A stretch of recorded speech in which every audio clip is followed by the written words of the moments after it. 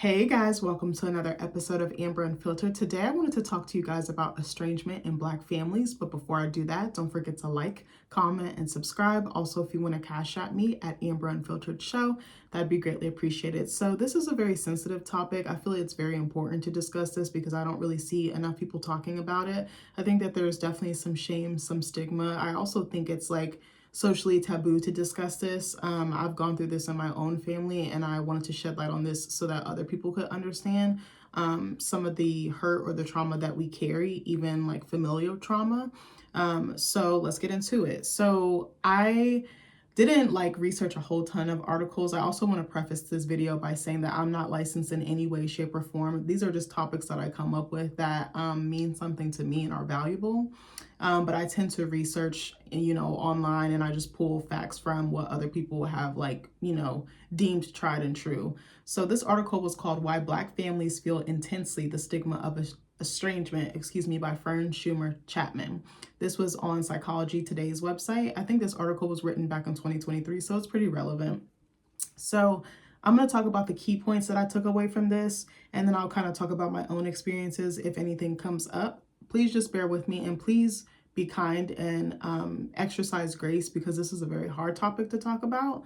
I'm kind of in the middle of trying to reconcile a repair with some of my family at this moment, but it's still, what am I trying to say? Estrangement has colored my family tree and it has literally turned the leaves like fucking doo-doo brown. I hate to say that, but it's the truth. And it's everywhere in my family tree. It's not just one particular spot, like mother to daughter or sibling to sibling. It's everywhere, whether it's parents with children or cousins, aunts. I feel it, I feel it in certain spaces in my life. And it makes me sad because I wish things were different. But anyway, I'm going to get into my points and I'll move on from that. So one of the first points that caught my eye was that it said Black people tend to be especially reluctant to admit to failed family relations. And for a long time, I didn't admit it. If I did, it was to people that I was close with and had that type of rapport with, but it wasn't something, I don't want to say, sometimes I would talk about it and it wouldn't bother me, but a lot of the times I didn't advertise it because I did feel ashamed and I felt like something was wrong with me. And most people were like, well, why don't you just forgive? And it's like, how can I forgive somebody that's hurt me this badly and hasn't apologized, hasn't like rectified the behavior, and now I'm left with all this damage? That's how I felt for a very long time. And I'll admit to you guys that I feel like I was in victim mode for so long because I didn't know anything else. And I feel like I was a product of my environment who struggled to move past those obstacles and traumas. Like it was very hard for me for a long time. I was like, I'm gonna stay in this place or this headspace and I'm not doing anything about it. Like it was very bad. It took basically me mentally snapping and having like a breakdown, and my mom being like, hey, you need to go to therapy, because she's like, as a mom, there's only so much I can do for you. You're only letting me love you and care for you, with limitations, like maybe this much, but maybe I'm trying to love you this much or this much, And so she recommended I go to therapy. And that was one of the best decisions I ever made in my life. I've been going to therapy for almost 10 years. And in the beginning, I wasn't very consistent. Sometimes I would ghost my therapist, like TMI. But then once I realized like it is an effective tool and I want to do better and I want to be a better person, a better partner, a better daughter, sister, friend, what have you. And I also was like, I don't want to spew the shit that I dealt with as a kid onto my kid. Like that is like my worst fear. Even though I don't have kids and we're not trying anytime soon, I just am terrified to put that type of trauma on a kid because it takes so much effort and time to work through it, reprogram, recondition and all that stuff. Like it really takes over every aspect of your life. Like I'm not even bullshitting you. So even to this day, I feel like even with more so my biological family, we haven't really talked about it. We haven't touched on it. It's kind of like an elephant in the room or just something that we've swept under the rug. And again, I'm not trying to shit on anybody. I love my family. I always will. But it's just the truth. Like we have this very bad mentality of or behavior or mindset. Oh, just sweep it under the rug like it's not there. But it's like the pile gets bigger than the fucking rug and the secrets or the mess that you're trying to cover up. And I don't like this. I do wish that this behavior would stop because it does more harm than good. I could see conversations happening later on down the road, but it's just like, oh, okay, we're estranged. That's it. Like we don't talk about stuff, and I don't really like that. And again, I'm not trying to bash anybody. That's just the truth. So then another point that it said was that intergenerational trauma, where unresolved issues are transmitted in families, can contribute to estrangement. I think that's a lot of what has happened in my family tree, more so on the biological side. When I talk about my family, I'm meaning more so that side. I'm not talking about my adopted family. If you guys don't know, I am adopted. I got adopted when I was older, but I still have contact with my biological family, excuse me.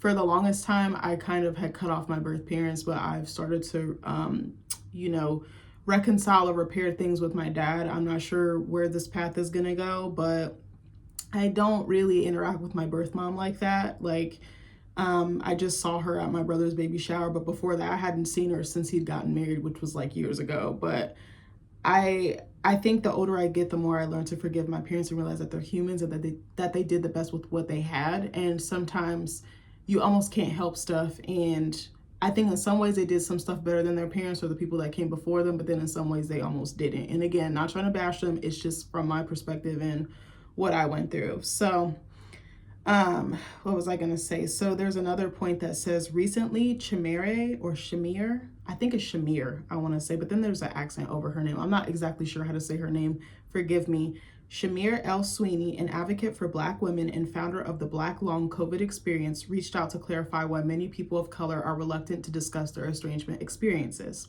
Estrangement transcends race and gender, Sweeney explains. Very true. But we don't talk about it.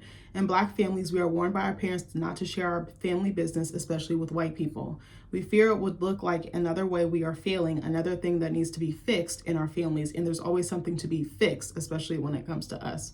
Let me back up a second. I love this part that she says, in Black families, we're warned by our parents not to share our family business. It's kind of like that what happens in the house stays in the house mentality. But I feel like a lot of times that's to cover up abuse, violence, any type of like chaos or pain or trauma or anything that's just negative that comes with, well, I don't want to say negative. Let me back up. Yeah, just like I feel like that's a good way to cover up when something is not right, especially if it's like physical abuse, sexual, or other, emotional, verbal, mental abuse. Like I think it's such an umbrella term because you can use that to justify what's going on in the house. And usually I feel like it's tied to violence. That's what I was trying to say.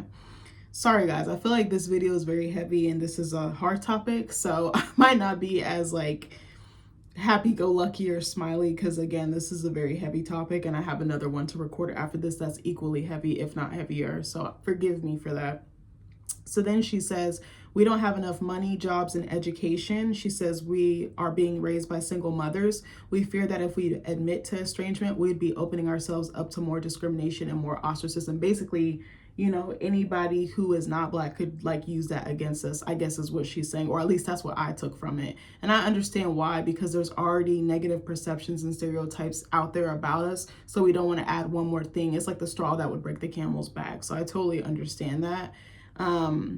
It's sad, but it makes sense. So Sweeney says that in the context of the Black historical experience, from the trauma of families being ripped apart by the hideous Middle Passage and subsequent enslavement through their relentless pressures of racism to contemporary civil rights, and an endless list of other struggles, parents and children are less likely to want to acknowledge the shame of failed family relationships. And like I said earlier, I think there's a lot of shame with it, so you just deal with it in private or silence, or you don't deal with it at all. A lot of the times I felt like I was suffering in silence, and again, people knew, but it wasn't like super duper public knowledge. It was like whatever I felt comfortable sharing. And a lot of the times I felt embarrassed because I was like, I wish my family was normal. Like I've told Nick this so many times. I was like, I wish my family was more like yours, more than what I got growing up. I was like, of course not everything was perfect, but he had a very healthy childhood, and he had one, I don't want to sit here and act like he doesn't have any trauma, but by comparison, like a bar graph, mine is like up here and his would probably be like at the fucking bottom, if non-existent. Like I always thought something was wrong with me because I was like, why can't my family get along? Why don't I talk to my parents? Why don't I talk to my aunts, my uncles, my cousins? I didn't invite any of them to my wedding because I was like, I'm not on good terms with them right now.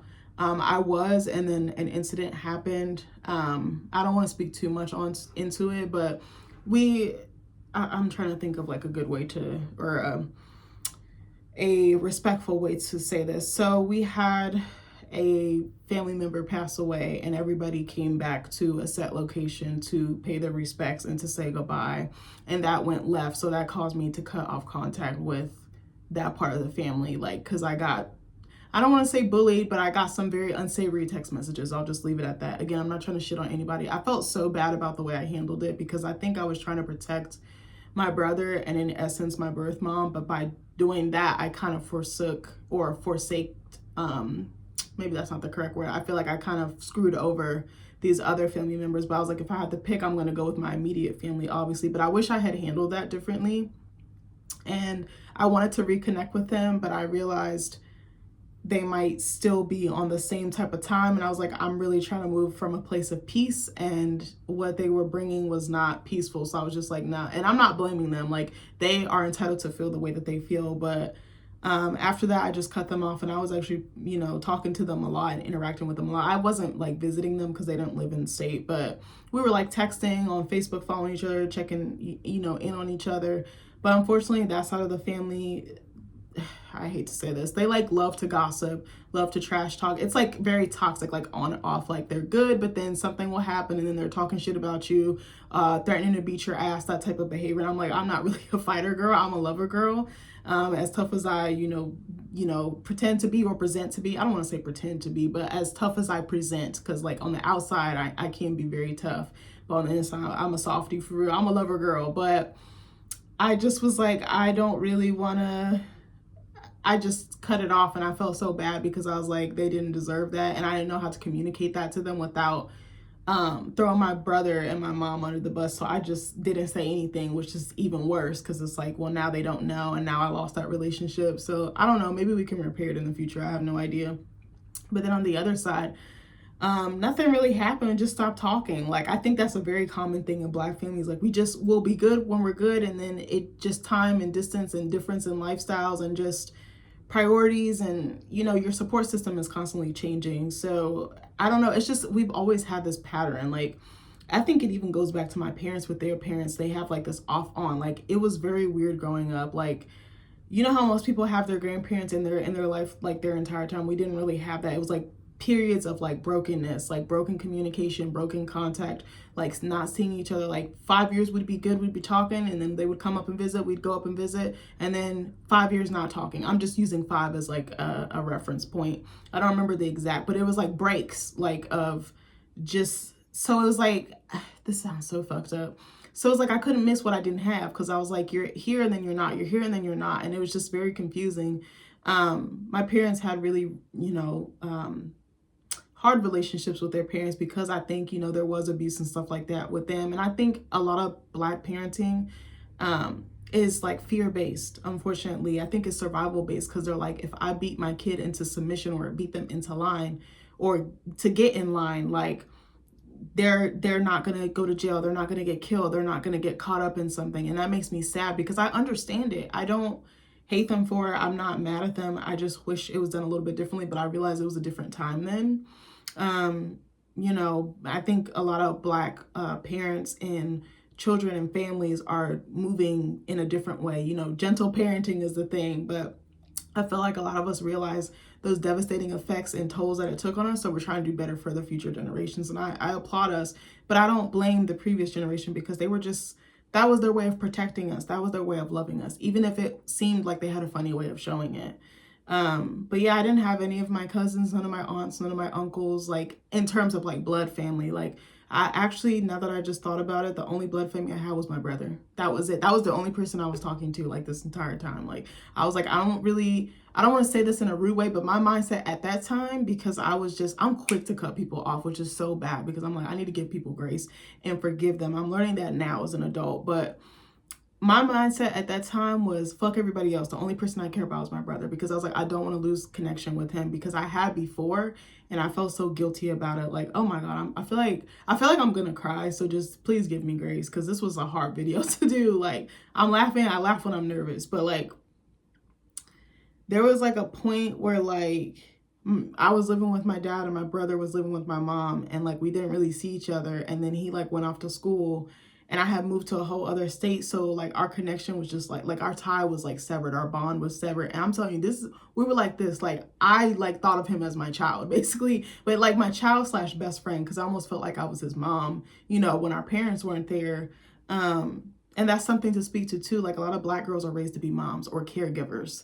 And I felt like that with him. So it was very jarring as an adult to view him as like a fully fledged person and not, oh, I have to take care of you. Like he's a father, he's a husband, he's an employee. Like he has all these different hats, and I have to view him as like, he's not little anymore. He's not yours to take care of anymore. It's very confusing. Like I'm getting better about it, but I have to remind myself of this all the time. It's like a shock. But there was a point like we didn't really talk like that. We didn't really text. I didn't really see him. And I'm telling you, this guy was like my best friend. Like that was my road dog. Like this is TMI, like not in a disgusting way, but like we would sleep in the bed with each other because we were like obsessed with each other. Like, and we would fight like cats and dogs. But if anybody came for him, I was like, I'm busting ass. Like, I don't know. And I think some of it had to do, like we were kind of, again, I'm not trying to shit on anybody, but we were pitted against each other growing up. And it was like, he was like the perfect child, and I was like the spawn of Satan. It was just so different. And again, I'm not trying to shit on anybody. That's how it felt to me. And that's how I feel like my experience went. It could have been totally different from his point of view or anybody else in our family, but that's what it felt like favoritism for sure. But I was like, I don't want to lose him again. Like oh my God. I feel like he was like the only family that I had. Because I was not speaking to my dad. I wasn't speaking to my mom. He's the only sibling that I have in terms of blood. I have one other brother. He's adopted, of course, but he's still my brother. But I was so fearful and so scared or terrified to lose him again that I was just like, I'll do whatever it takes. Like, and he wasn't even living in state at this time. He had moved out to LA, and then he moved back to the area, like to start a family and stuff like that, because he wanted his family around and his wife's family around. But it was just, I was like, our family is so fucked up. I was like, there's grandkids not speaking to grandparents. There's cousins not speaking to cousins. Aunts not speaking to nieces and nephews. Uncles not speaking to nieces and nephews. Parents not speaking to parents. Parents not speaking to children. I probably already said that. But it's just like crisscross. It's like a fucking spider web, or like, like one of those charts, like, sorry, I don't know why I was looking at the ground, but like if you see like a shape, like maybe like a square, and there's just like a bunch of, I'm trying to think of what's those like kids games, like when you go to like out to eat and they have those like little paper like kids menus with games on it, like the matching, like where you have to like draw lines. It's like that, but it's just so convoluted. That's how estrangement is in a Black family, at least my Black family. And honestly, that's one of my favorite genres to read, is like Black family dramas, especially with like family secrets, estrangements, trauma, and like intergenerational trauma and stuff. I think because I live it, it is my way to cope with it. Like sometimes I feel so bad, like my grandmas will like reach out to my brother to reach out to me and be like, can you have her call? And like, I don't even feel comfortable calling, because I'm like, you're going to preach at me. You're going to tell me I'm like living the life of a heathen. I need to forgive the people that hurt me. And I'm like, baby, I'm not just going to let somebody walk all over me. I don't give a fuck who you are.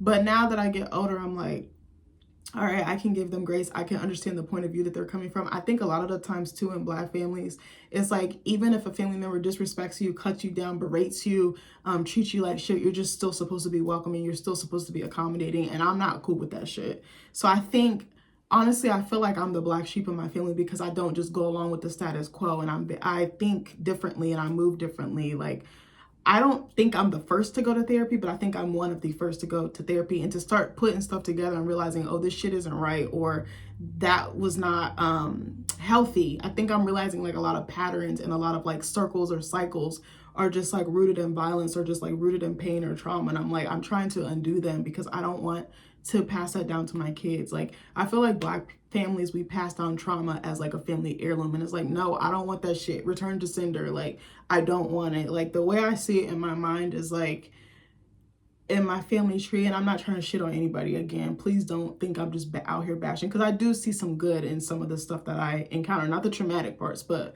the less traumatic parts. But like, I see my family tree as almost like blackened at the root and just like spreading to like all the leaves and the like roots and limbs. And then I like see myself in the next field over, just planting from scratch, like getting my rows together, like tilling, putting the seeds. Like, that's how I feel, because I'm like, I feel like I deviated from the normal. So that makes me like, I don't want to say a target, but it makes me unusual. It makes me stand out. And this is so bad. But like for so long when I was a kid, I felt like I was in the wrong family. Like I felt like I did not belong. I was like, something is wrong with me. Like, why can't I just adhere or like assimilate into what, because I think like my intuition and just my gut instinct and my feeling was like something is not right. I just didn't know how to put it into words, and I didn't have the tools that I have now. I apologize for going on a whole ass TED talk there, but it was just something I needed to get out. So anyway, I feel like that was very heavy. Sorry about that. So what was I gonna say? So Sweeney, which is the lady that we were talking about earlier, Shamire, I'm not sure how to, or Shamire? Is it Shamire? I don't know how to say it. Forgive me, girl. I don't mean to butcher your name.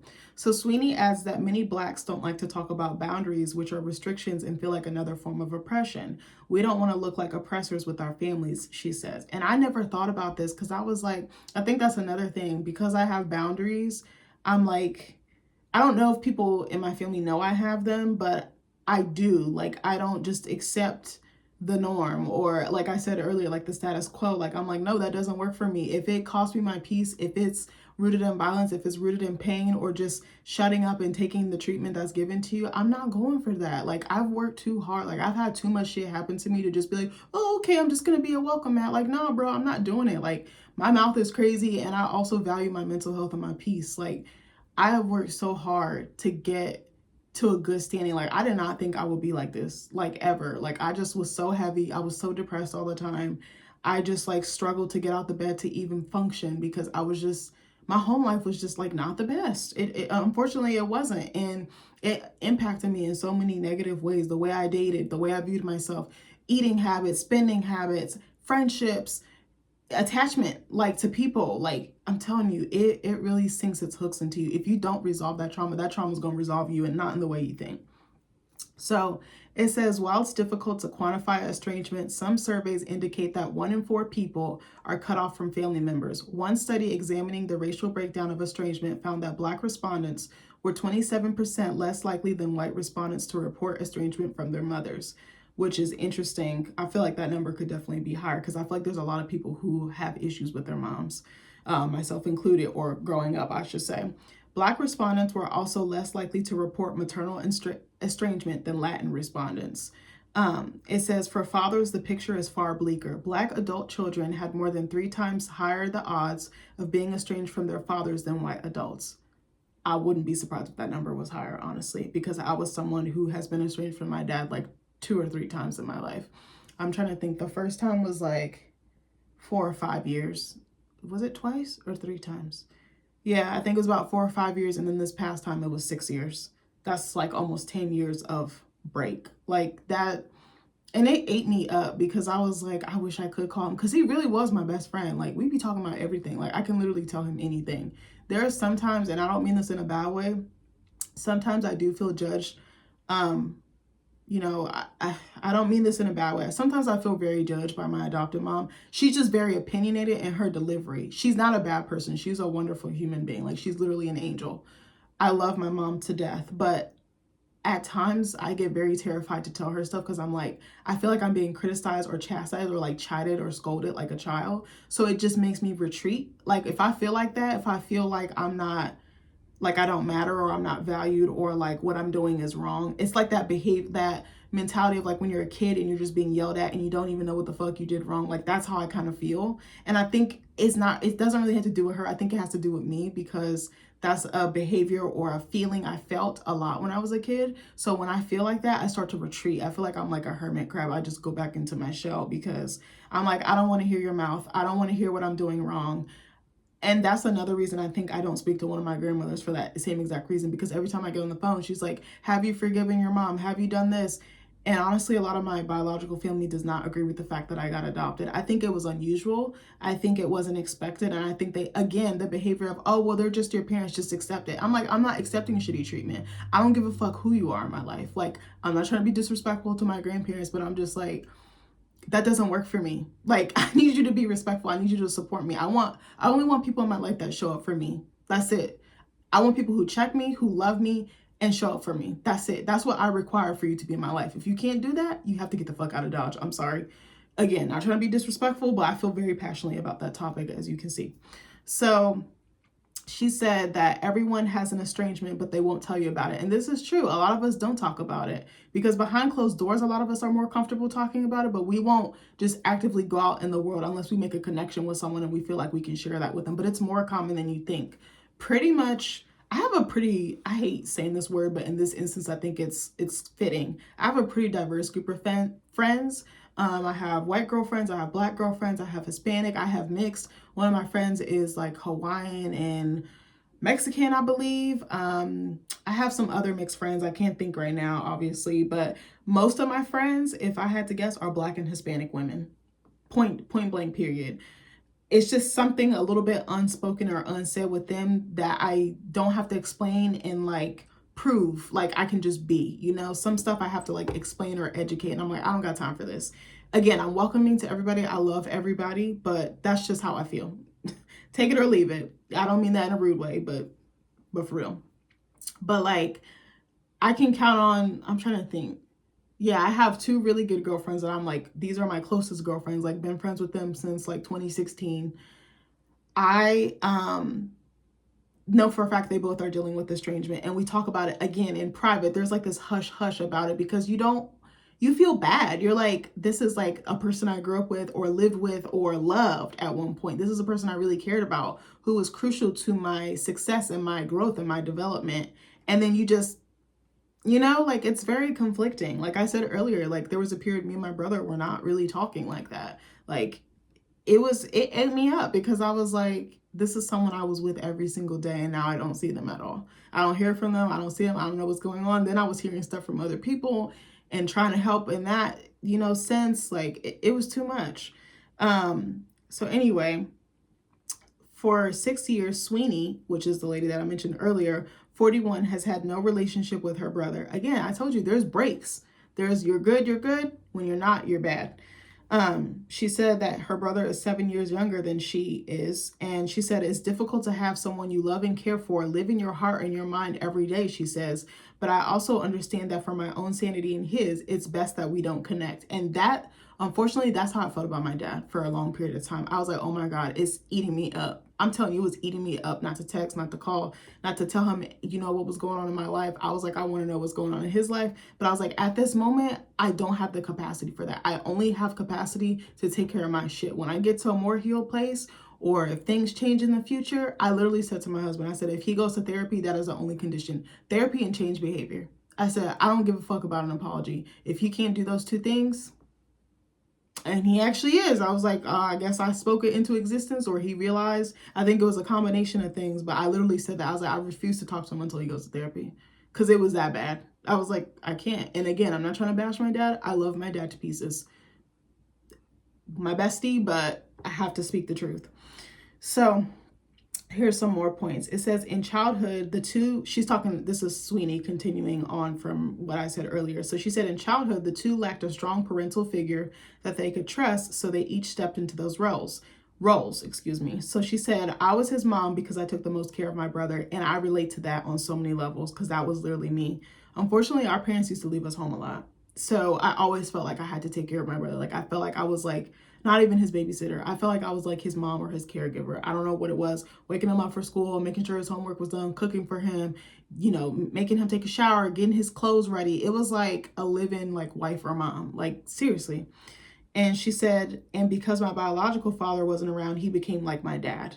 I didn't really feel that sense for him, but I could see how she would say that because if that father figure is absent, he then has to take on that role. So it makes sense.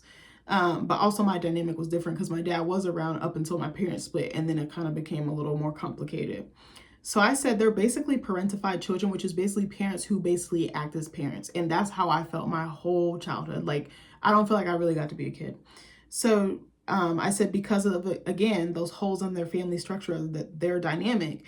And it's like we have to grow up much faster than our counterparts. And I said that's something I want to be intentional about with my kids or our kids. I literally just told Nick this like last night or the other day. It might have been today. I don't even remember. But it was very recently, like within the last couple of days. And I said, I want our kids to be just that, kids. I don't want you being grown. I don't want you, you know, quote unquote grown. I don't want you to feel like you're 20 or 30. I don't want you taking on the weight of the world. That's too much to put on a kid. That's too much pressure. That's too much of a burden.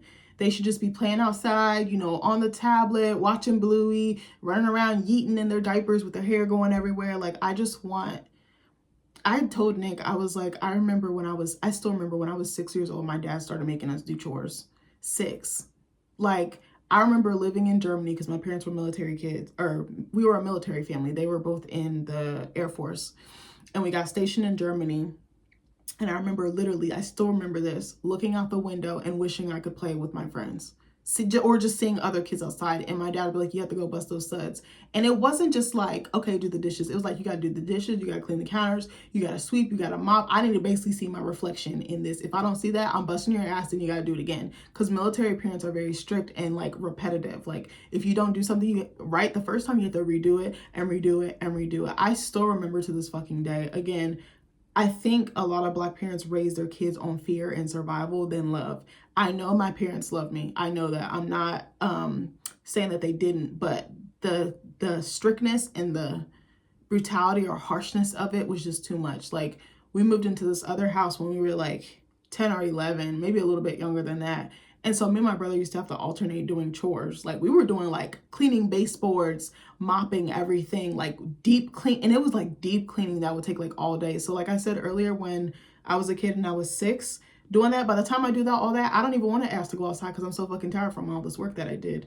And then when we were in that other house, like I said, when I was a little bit older, we would have to alternate. So there'd be times where like the whole week, maybe I have to do the dishes, sweep and mop, something like that. Or my brother would have to do it.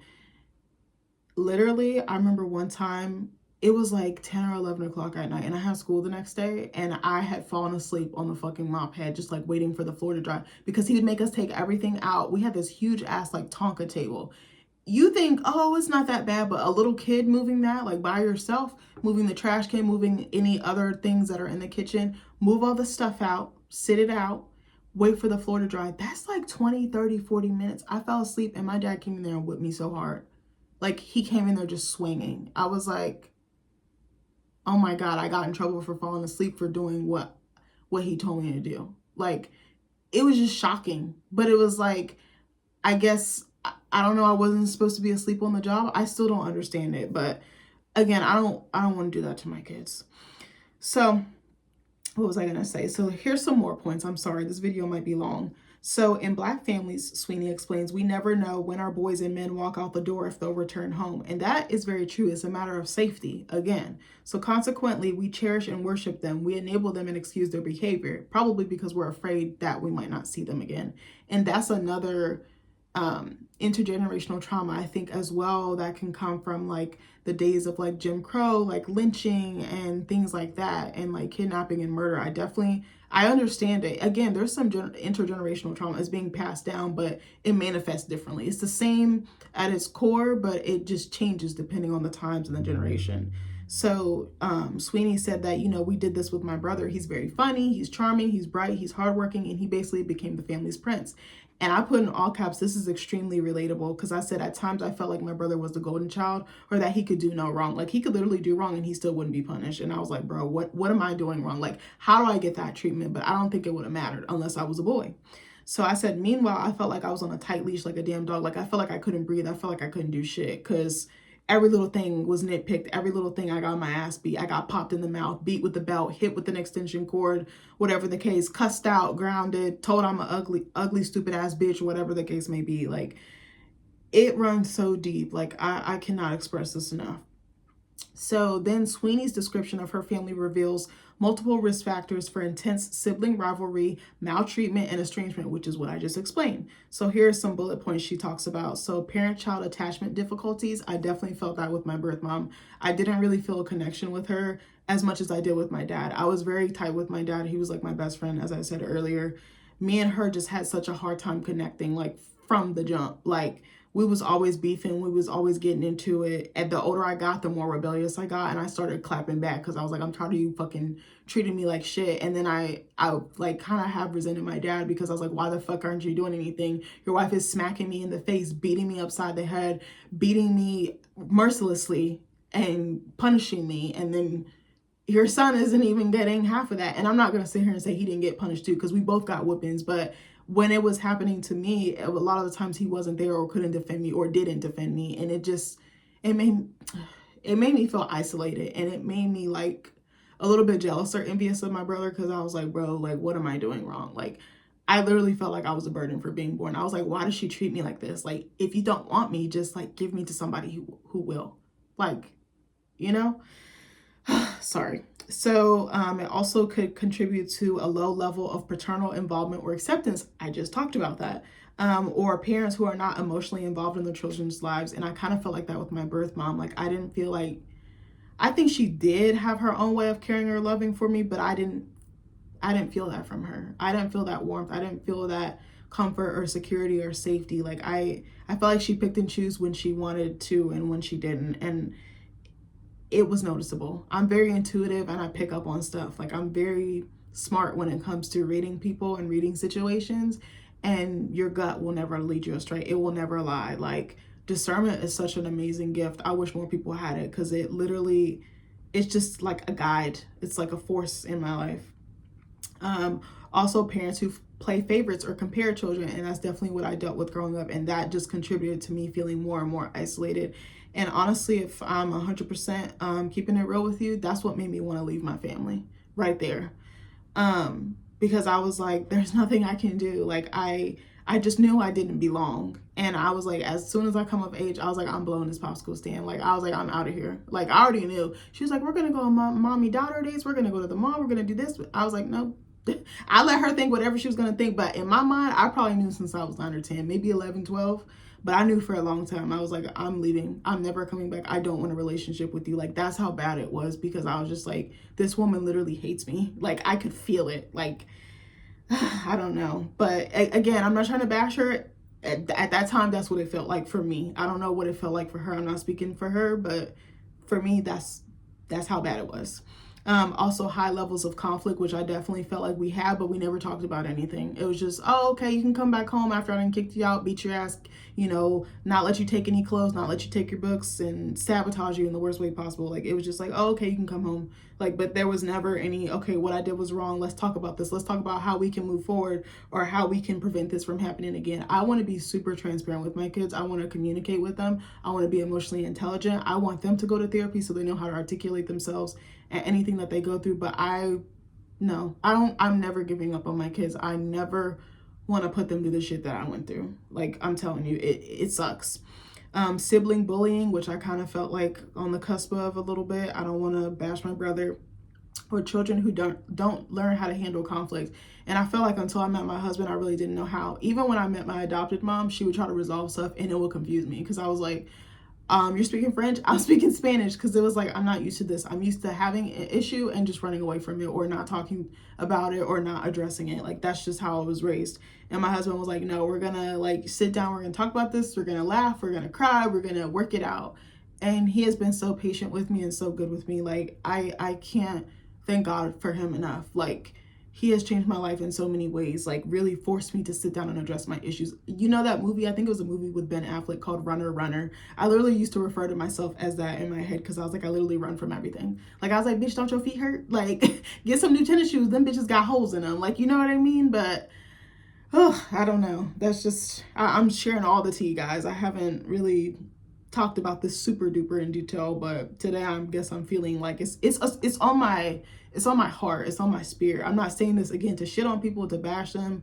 This was just my experience growing up, and I'm pretty sure there's other people who have identical experiences, because a lot of my friends have them. So I'm like, I know somebody else out there has them. So I said pretty much all the points that she made above, I've experienced every single one of them to the T. So then we have a couple more points. So intergenerational